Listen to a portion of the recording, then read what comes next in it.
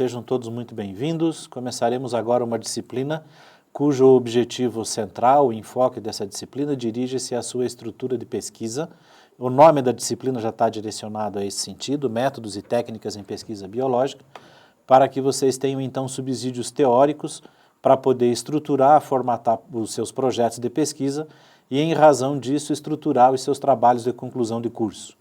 A finalidade desta disciplina, então, é fazer essa mediação entre todo esse aspecto de fundamentação teórica e toda a prática que vocês irão exercitar e exercer durante a atividade da realização das orientações, dos debates, discussões, enfim, do aprofundamento teórico que vocês precisarão ter para fazer os seus trabalhos de conclusão de curso.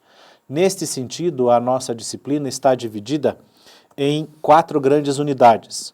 Eu vou explicar rapidamente quais são essas unidades para que vocês possam fazer uma correlação entre os slides que vocês receberão como complemento material desta disciplina, mais os 2 livros didáticos que nós estamos usando como apoio teórico de textos para que vocês possam ter as leituras para desenvolver o raciocínio durante o desenvolver das aulas da disciplina. A primeira unidade, então, como mostra aqui no slide, ela está dividida ali uma razão, uma planilha para que vocês enxerguem qual é o livro que nós estamos tendo por base e quais relações estamos fazendo dentro desta disciplina a partir dos slides explicativos. Então está lá Metodologia Científica, é um dos livros, Cadernos Virtuais, Cadernos CB Virtual 2 é outro livro. Está divididinho ali para vocês qual é a unidade, qual é o item, denominação do item, qual é a página do livro, para que vocês então possam encontrar essa ideia dessa primeira unidade, que é conhecimento, métodos e paradigmas. A segunda unidade trabalha aqui já com projetos, elaboração e estrutura de projetos de pesquisa científica, vai utilizar do livro Cadernos Virtuais a unidade 2 e a unidade 4 do livro Metodologia Científica. A unidade 3, Redação Técnico-Científica, também correlacionando ali quais são as unidades do livro de Metodologia Científica, quais são as unidades do livro de Cadernos Virtuais. Da mesma maneira, a unidade 4, Profundidade Acadêmica e Tipos de Relatórios de Pesquisa. Então, neste sentido, nós temos as 4 grandes unidades que nós vamos trabalhar durante o desenvolvimento dessa disciplina, nessas videoaulas que são base para que vocês tenham, então, essa relação das leituras dos slides com as leituras dos livros que nós estamos utilizando na disciplina. Dando sequência, então, já como primeiro tema, é claro, e a gente precisa deixar isso nítido durante a explicação, que não existe um ensino sem pesquisa e essa razão do ensinar advém de um conhecimento aprofundado, um conhecimento buscado, um conhecimento mediado, debatido. E é esse conhecimento que vocês estão indo buscar para poder estruturar os seus trabalhos de conclusão de curso. Tenham em mente, por favor, que um trabalho de conclusão de curso nada mais é do que uma boa aula bem dada, só que escrita. Nesta aula escrita, vocês precisam ter um diálogo, uma clareza, uma objetividade, uma razão direta na sua escrita, de tal forma que o texto convide o leitor a ler o que vocês querem ensinar ao leitor e que não haja aspectos ou espaços para muitas dúvidas, porque vocês não estarão junto aos seus leitores de modo presencial. Então, tenham em mente essa relação. Os seus trabalhos de conclusão de curso, eles são sim um objeto de ensino e de aprendizagem. A finalidade de um artigo, de uma monografia, de uma dissertação, de uma tese, ela se dá nesse caminho. O relatório de uma pesquisa, ele é direcionado a esta razão, ao ensinar alguém alguma coisa. E esse ato de ensinar por escrito, ele exige algumas técnicas, algumas questões que essa disciplina vem buscar. Então, o primeiro item é esse: não existe ensino, muito menos aprendizagem sem pesquisa, e a pesquisa é o ponto central de tudo, né? Por mais que essa leitura que nós façamos venha a ser uma única fonte, o que não se diz, então, pesquisa, já é um início de uma razão de leitura. É preciso entender que pesquisa significa uma procura com perseverança.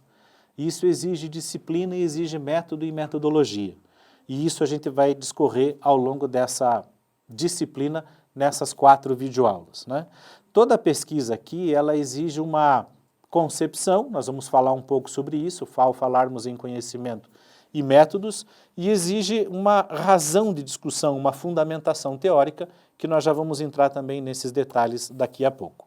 É claro, toda pesquisa, ela exige uma disseminação. A disseminação do TCC ou é uma monografia ou o artigo, né?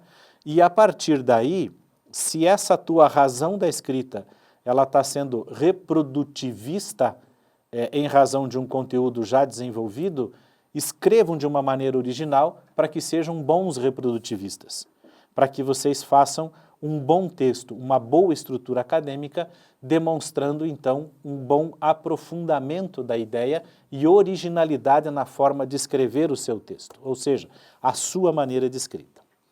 Uma outra situação importante aqui no próximo slide, o slide de número 6, é um quadro geral de toda a estrutura de ensino que nós temos como sistema de ensino no Brasil, desde a educação básica até a educação superior. Como o nosso curso é um curso de licenciatura em ciências biológicas, é preciso que nós tenhamos como um objeto claro, uma visualização clara, a partir desse quadro, aonde está localizado o nosso conteúdo. O conteúdo do seu TCC, dentro desta ideia geral, ele localiza-se em qual razão desta oferta de ensino? É direcionado ao ensino médio, é direcionado ao ensino fundamental, é direcionado ao ensino da graduação? São os 3 níveis aonde nós podemos discutir conteúdos. Por que eu coloco essas questões desta forma? Porque o seu TCC, ao final dele, precisa deixar claro qual é a contribuição desta discussão de conteúdo e metodológica em termos de educação científica, ou seja, aquilo que você está discutindo no seu trabalho de conclusão de curso ajudará o ensino de que forma? Ajudará a aprendizagem em quais itens? Por isso é importante vocês observarem esse quadro aqui no slide 6, para que percebam, lá de ensino fundamental eu estou com o meu conteúdo de 6º a 9º ano, em qual série, qual conteúdo? Mesma relação em relação ao ensino médio. 1º, 2º, 3º ano do ensino médio, contribuo em qual parte da educação, da razão da formação das ciências biológicas dentro desse nível. Mesma situação dentro da graduação. Em qual disciplina, em qual série e quais cursos essa minha ideia, essa minha discussão é contributiva. Então esse quadro é para lembrar a todos a maneira a qual o nosso sistema de ensino é organizado e que vocês se encontrem, se localizem os seus conteúdos dos seus TCCs dentro dessas ofertas de níveis e séries na nossa educação. Entrando então de uma forma um pouco mais objetivada em termos do que é conhecimento, vejam nesse slide 7, há uma planilha que demonstra aqui, de uma maneira rápida, bem sintética, essas diferenças gerais entre conhecimento popular e conhecimento científico. No conhecimento científico, que é o nosso objetivo, vejam ali, por favor, já no primeiro item, que é um enfoque formativo, ou seja, ele traz toda a razão sócio-histórica do conhecimento, ele traz toda a noção da evolução histórica do conceito e das ideias, junto com a evolução social desse conhecimento. Portanto, embora seja também, lógico, um conhecimento transmitido, ele não é informal, ele é formal, ele é educacional, ele tem uma sequência lógica, uma seriação, por isso aquela estrutura do sistema de ensino para que nós possamos nos localizar aonde nós estamos trabalhando o conhecimento científico. Outra situação que é importante entender, o conhecimento científico busca uma noção de racionalidade, ou seja, ele não é ingênuo, ele não é algo sem teoria, ele precisa ser um conhecimento estruturado, início, meio e fim, objetivo, claro, e que tenha então uma noção direta com aquilo que se pretende ensinar, que se pretende trabalhar em termos de conteúdo. Outra situação interessante que nós precisamos entender aqui é que no conhecimento popular eu não preciso de uma base teórica. Todavia, no conhecimento científico eu preciso ter, sim, uma razão epistemológica, uma razão lógica, uma razão social da evolução desse conhecimento.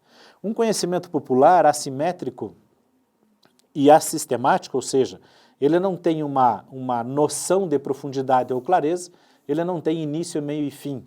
Ao contrário, o nosso conhecimento científico, que é o nosso objetivo como professores, como redatores, como escritores de trabalhos de conclusão de curso, inclusive, é que nós tenhamos uma ideia sistematizada e simétrica, que seja uma ideia clara, objetiva, direta, que nós tenhamos então um início, um meio e um fim, uma pergunta de um problema científico bem posto, uma metodologia que nos dê condições de debate para que possamos exercer uma experimentação e então chegar a uma resposta, chegar a um objetivo geral, que é a clareza sobre essa questão que é o conhecimento que estamos buscando. Vejam, por favor, que conhecimento científico não significa estar contra o conhecimento popular, bem ao contrário disso. O conhecimento científico, ele demonstra toda essa razão que o conhecimento popular tem e aprofunda esse conhecimento, sistematiza, organiza, coloca esse conhecimento dentro de uma racionalidade, dentro de uma leitura racional. A partir daí nós já temos uma grande diferença então. O nosso objetivo não é necessariamente o conhecimento popular, mas objetivamente o conhecimento científico. Não esqueçamos, por favor, que o conhecimento científico não é contra o popular, ao contrário, ele significa, ele fundamenta, ele reestrutura essa ideia que se tem sem base teórica, agora então com a base teórica dentro da estrutura do conhecimento científico. Neste caminho, precisamos ter algumas ideias de alguns autores, já a partir do slide 8, falando sobre uma área específica que é o conhecimento do conhecimento, que é a epistemologia. Ela nos dá uma certa clareza de algumas razões objetivas para que possamos entender então por onde a biologia caminha dentro dos seus fundamentos técnicos, históricos, lógicos, enfim, a sua estrutura enquanto conteúdo e enquanto método, né? Vejam bem aqui, lá no slide 9, colocando a ideia do renascimento científico a partir do século XV e XVI, existem alguns autores principais que surgem a partir dali, como Nicolau Copérnico, por exemplo, que falou a questão da razão da Terra não ser uma questão geocêntrica e sim heliocêntrica, e por isso foi não aceito pela Igreja à época, porque era essa razão que detinha o conhecimento. Galileu Galilei, da mesma forma, né? Foi astrônomo, físico, foi matemático, também através de seus cálculos comprovou a teoria do heliocentrismo, porém também teve que negá-la em função dos preceitos sociais históricos da época em que se tinha então esse domínio do clero sobre o conhecimento científico. Andreas Vesalius é um outro exemplo, importante avanço dentro da medicina. O Leonardo da Vinci tem uma série de situações em que você poderia citá-lo, buscar a sua ciência, o seu arrojo científico, enfim, é um exemplo dos mais clássicos de todos eles, né? O Johannes Kepler também, importante matemático alemão, e assim nós fomos vendo algumas questões que foram sendo trazidas à tona dentro dessa ideia, dessa evolução científica séculos XVI, XVII e então século XVIII. Né? Século XVIII, então, aqui a visão do mundo era uma origem divina, a natureza, ou seja, era um mundo fixista, a biologia não admite esse fixismo, né? O Darwin e o Wallace entraram, então, em 1858, com essa ideia da evolução, mudando totalmente o paradigma de noção de conhecimento, de origem da vida e de evolução da vida, e então surge, de alguns anos para cá, a chamada a teoria do desenho inteligente. Esse exemplo é importante para nós, e depois nós vamos ver uma sequência de ideias a respeito disso, porque fala exatamente na ideia do que é um paradigma, né?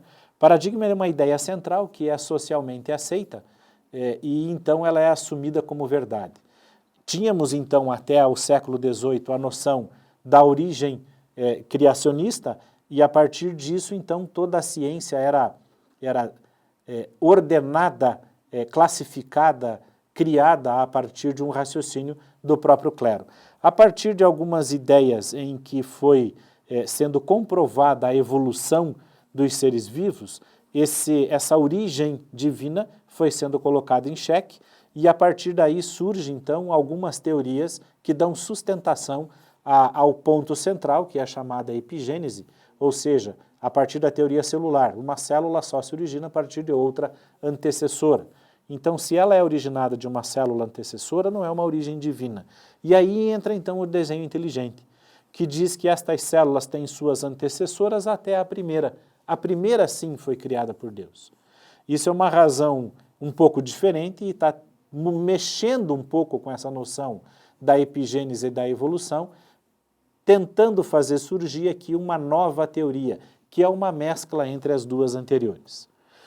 Neste sentido da epigênese, então, teoria celular, lá em 1838 e 39, que fala exatamente disso, todos os seres vivos são constituídos por células, e estas células a partir de uma antecessora a ela.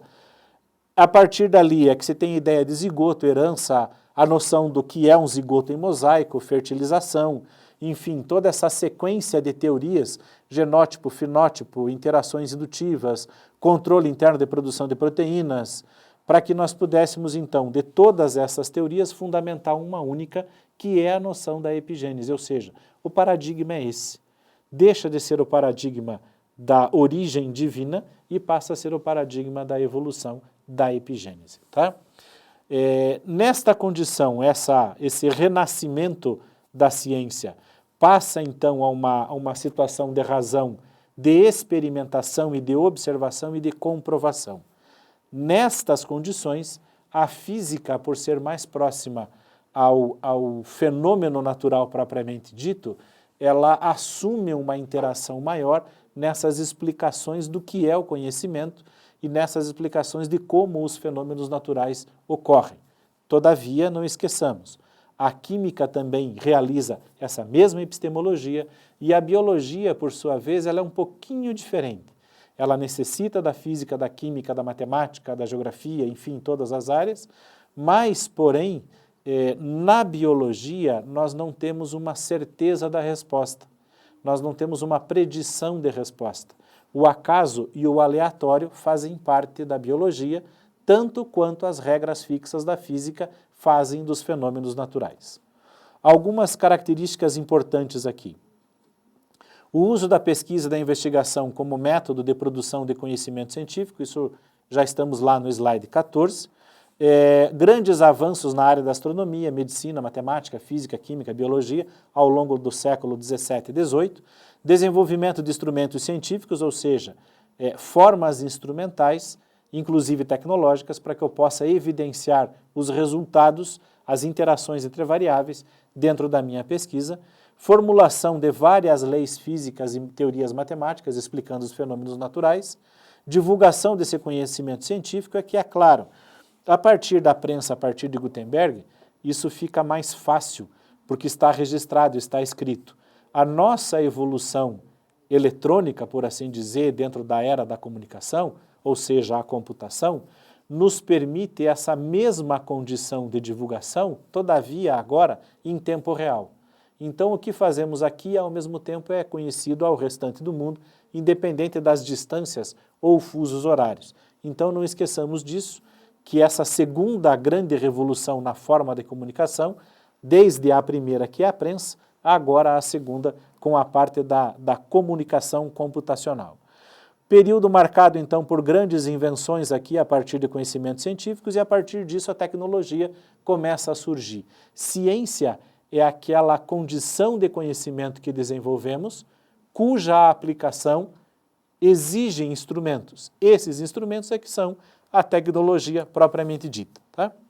Descobertas científicas aqui demonstrando como o mundo funciona, isso é importante perceber durante todo esse desenvolvimento do século XVIII e século XVII. Né? Então, até antes disso, até esse renascimento, que tipo de ciência era compreendida? Né? Era um mundo controlado, então, pela razão da igreja, pela razão do clero, por um conhecimento fechado, um conhecimento doutrinário social. Esse homem que fazia essa ciência era meramente reprodutivista, era um homem também controlado. A partir disso, a partir dessa mudança de paradigma, dessa evolução científica, desse renascimento científico, o homem que começa a fazer ciência agora é um homem racionalista. Da mesma maneira, ele trabalha na ideia de um mundo controlado. Todavia, esse controle se dá sobre variáveis. variáveis sobre o experimento que eu estou desenvolvendo e o resultado desse experimento é que será então o nosso trabalho de conclusão de curso ou trabalho de conclusão, de tese, dissertação, enfim, um artigo, né?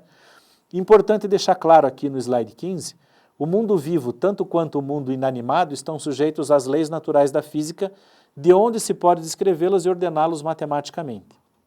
Porém, no mundo vivo, eu tenho interações que são ao acaso e que são aleatórias. Isso é importante nós deixarmos claro também. A partir daí, já no slide 16, as ciências passam a organizar alguns conhecimentos dentro de algumas áreas básicas para que possamos entender como elas se comportam em si. Uma das primeiras é o chamado essencialismo ou tipologia, depois determinismo, reducionismo, positivismo, né?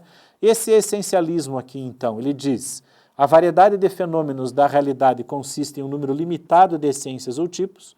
Isso nós vemos na biologia quando trabalhamos com sistemática, mas é neste sentido. Cada conjunto determinado identifica uma classe independente, ou seja, é a razão em si da sistemática, e em cada classe os componentes são constantes. Figuras geométricas, embora o slide traga aqui o exemplo como raças humanas, sabemos que na questão do gênero Homo não há uma determinação de raça. O determinismo aqui, possibilidade de predição absoluta, tendo por base o que já se conhece. Na biologia o determinismo não compete muito, porque sempre ocorre a noção do acaso e do aleatório, que é exatamente a base da evolução e da interação gênica. Explica-se então um sistema, um ser vivo, a partir do conhecimento de suas menores partes, isso é chamado reducionismo. Dessa forma nós damos, por exemplo, as áreas de zoologia e botânica, dentro dos vários níveis de ensino. Começamos pelo indivíduo de menor estrutura para o de maior estrutura. Não podemos dizer que é do menos para o mais complexo, porque complexo todos são. Temos trilhões de células para fazer as mesmas funções que uma bactéria que é procariota faz, né? Unicelular, sem membranas internas, enfim, as funções vitais que são feitas lá, são feitas cá também. E o positivismo em si trabalha com leis naturais universais, ou seja, nada é diferente do que a lei determina. Neste sentido, o positivismo lógico não compete à biologia por algumas razões. Primeiro, a produção do conhecimento científico inicia com observação neutra, não existe observação neutra. Ela é sempre feita em razão de algum olhar. A produção se dá por indução. Na biologia, nós não trabalhamos com indução, nós trabalhamos com interações. É acumulativa e linear, sem dúvida nenhuma, e leva a um conhecimento definido. A biologia não tem muito essa questão de conhecimentos definidos. O conhecimento está sempre em constante evolução, em razão da evolução do próprio ser vivo. Tínhamos até certo tempo atrás toda a noção de sistemática e de classificações pela morfologia, hoje ela é inteira por genética molecular, por bioquímica, né? Na biologia, então, como nós não temos esse conhecimento definido, fechado, pronto, acabado, né? A biologia ela é muito dinâmica, embora ela tenha suas leis, a evolução em si, a interação genética, ela possibilita alterações, mudanças fenotípicas, genotípicas, enfim, coisas que nós já estudamos durante o curso. Nós temos que perceber algumas questões do conhecimento em razão do que o fundamenta. O positivismo lógico, então, ele não compete à biologia por essas razões, ele não cabe na biologia por essas razões. Outra situação que precisamos ter em mente de uma maneira muito clara é que, a partir dessa estruturação da biologia, fica claro que esse conhecimento que era então controlado divinamente passa a ser um conhecimento interativo do próprio homem. Esse homem precisa agora ter consciência do que conhece, e isso é o que ele chama de conhecimento, e é isso que ele estrutura como um conhecimento. É lógico que esse conhecimento é sócio-histórico, é acumulativo, apenas ele não é linear, ele é formativo. Um conhecimento ajuda à origem de um novo conhecimento. Esse homem-mundo, eles interagem a partir de uma noção de mediação, estamos lá no slide 19. Essa mediação entre homem e mundo se dá a partir do conhecimento. Lembrando que o homem adquire conhecimento, consciência, através dos seus pensamentos, e esses pensamentos são buscados no mundo e transmitidos ao mundo a partir de linguagens. Esta mediação entre pensamentos e linguagem se dá a partir dos conceitos. Então, nós pensamos, raciocinamos e adquirimos conhecimento a partir dos conceitos. Tendo consciência dos conceitos, nós temos consciência dos conhecimentos. O que nós colocamos em nossos trabalhos escritos são conceitos. Esses conceitos precisam estar bem claros, bem objetivados, muito bem escritos, porque é este o trabalho que vai fazer a mediação entre um homem, um sujeito que está fazendo a leitura do seu trabalho, e aquilo que o seu trabalho representa e responde. Esta noção de mediação precisa ficar clara dentro da ideia do seu trabalho. Lembrando que pensamentos são atos individuais. Quando pensamos, nós não precisamos exercer gramática. Quando escrevemos, sim. Esses pensamentos expressos, eles tornam-se algo coletivo, socialmente compartidos. Essa possibilidade de compartilhamento, essa linguagem, ela é pública. E tudo que nós fazemos em termos públicos, somos individualmente responsáveis. Então, o seu trabalho, embora você tenha um orientador, a responsabilidade da redação, da expressão de ideias, da argumentação conceitual é sua como criador desse trabalho, como pesquisador desse trabalho, a responsabilidade da escrita e da transmissão desse conhecimento é sua. O seu orientador compete exatamente o que a palavra diz. Orienta a sua ideia, orienta o seu raciocínio, porém, a responsabilidade é sua. Algumas questões importantes sobre o conhecimento, passando de uma maneira muito rápida, né, que tem os textos, enfim, vocês vão ler a partir disso. Na página 20 lá, no slide 20, essa noção do controle do que era divino pelo que é então racional, mundo secular. O próprio homem tem consciência e só a partir disso é que ele tem o conhecimento. Esses pensamentos individuais, conceitos coletivos, linguagem social, enfim, responsabilidade é individual. Todo conhecimento é falível e corrigível. O que nos serve como resolução de problemas hoje, com certeza não nos servirá amanhã. Todavia, as resoluções de problemas do amanhã precisam resolver tanto os problemas do amanhã quanto essas do passado, do hoje, por exemplo. Por isso ele é provisório. Conhecimento científico é criado. Nós criamos, nós exercemos a linguagem de mediação. E o seu trabalho é uma linguagem de mediação. Todas essas questões exigem uma noção chamada honestidade intelectual. Aquilo em que você busca de outros, cite os outros. Aquilo em que você cria, seja original, deixe claro que é sua criação. Seja intelectualmente honesto, seja objetivo dentro daquilo que você busca e daquilo que você cria. As teorias nós as inventamos, ou seja, nós as escrevemos, e essas teorias nos mediam em relação ao conhecimento do mundo. Crescimento do conhecimento só se dá no mundo das ideias, ou seja, no mundo dos conceitos. Não há observação neutra, aquilo que falamos sobre o positivismo. Todo conhecimento é resposta a uma pergunta, isso é importante. Se o teu trabalho é resposta a um conhecimento, que pergunta é que o seu trabalho está respondendo? Essa pergunta precisa ser pensada. Valorização do erro como oportunidade, isso essencialmente dentro da ideia da metodologia do trabalho. Claro, quando for dar aula durante o diálogo com os seus alunos, precisa entender quais são as suas noções de sentido, mas no seu trabalho, observe muito bem na metodologia o passo a passo e procurem compreender do seu erro qual é a aprendizagem que se dá a partir dele, né? O que o homem faz numa questão técnica não existe na natureza, porque racionalistamente nós recortamos essa situação do fenômeno natural e trazemos para um aspecto teórico de laboratório. Os conceitos são tão importantes para a progressão da ciência quanto os próprios fenômenos em si. O propósito dos conceitos não é ser nem verdadeiro nem falso. Isso é uma outra ideia importante. O conceito ele precisa ser pertinente e aplicável. Ele tem que ter uma pertinência no que se faz e uma aplicabilidade para aquilo que se pretende demonstrar, explicar. Mudanças conceituais são históricas, são formativas, são graduais, não são de uma hora para outra. Pluralidade de ações metodológicas, isso é um item extremamente importante, o item 16 no slide 22. Se nós formos obrigados a trabalhar numa única razão metodológica, nós com certeza trabalharemos de uma maneira muito fechada. Se nós tivermos argumentos, fundamentos para trabalhar de uma maneira mais livre, teremos um pouco mais de prazer no nosso trabalho. Por isso, pessoas mais tolerantes, mais livres e, consequentemente, lógico, mais felizes. Isso significa também, não faça aquilo que você não gosta. Comece a pensar numa estrutura de trabalho de conclusão de curso, aquilo que te chama a atenção, aquilo que você gostaria realmente de desenvolver. Não faça do TCC um ato burocrático, faça dele um ato prazeroso de conhecimento.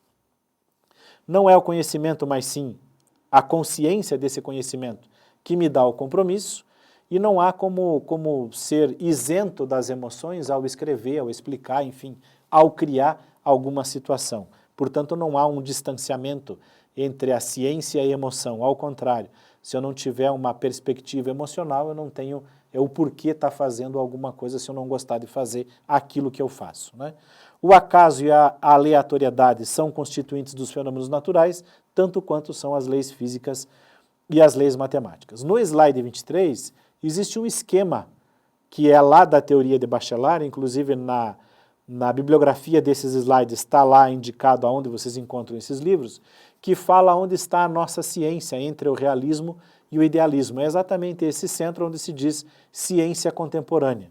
De uma maneira bem sintética, essa ciência contemporânea permite a racionalidade, ou seja, eu elejo, escolho variáveis que são relacionadas ao meu fato, ao meu fenômeno, àquilo que eu estou estudando, ao foco da minha pesquisa, e trabalho sobre essas variáveis.